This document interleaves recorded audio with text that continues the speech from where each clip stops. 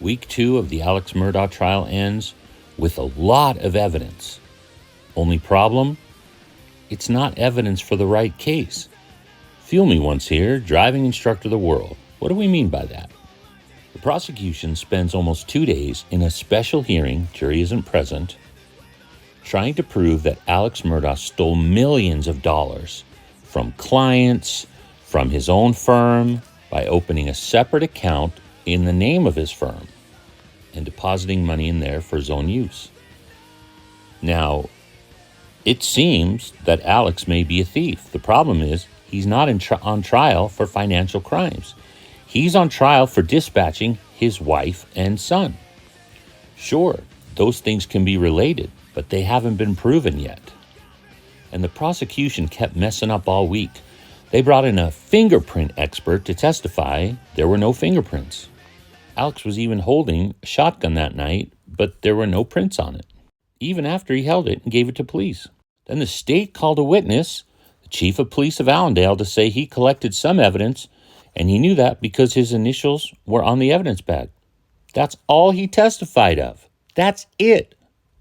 The next witness was named Chandler Horney, and she testified that some of her colleagues collected some cheek swabs. That's it. She didn't. Some of her colleagues did. That's all. That's almost hearsay. Then some more witnesses. They collected DNA and cheek swabs, but none of that matched Alex from the crime scene. Then they don't use the search warrant. The police don't use the search warrant they have for all of 17 acres, full access, because they didn't want to displace any of the residents in the home. The problem is there's tons of casings all over the place and even a hill that was fired into with rounds that could potentially link things, but they never collected them. So there's no tests on any of the casings or rounds that were in the property. None. So the case before the jury is a lot of data about speculation. The jury doesn't have any notebooks. They have to remember all this stuff.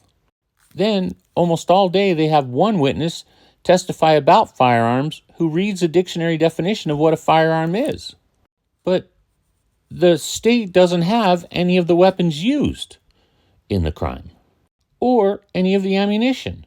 They're just supposing that it must be one of those on the property.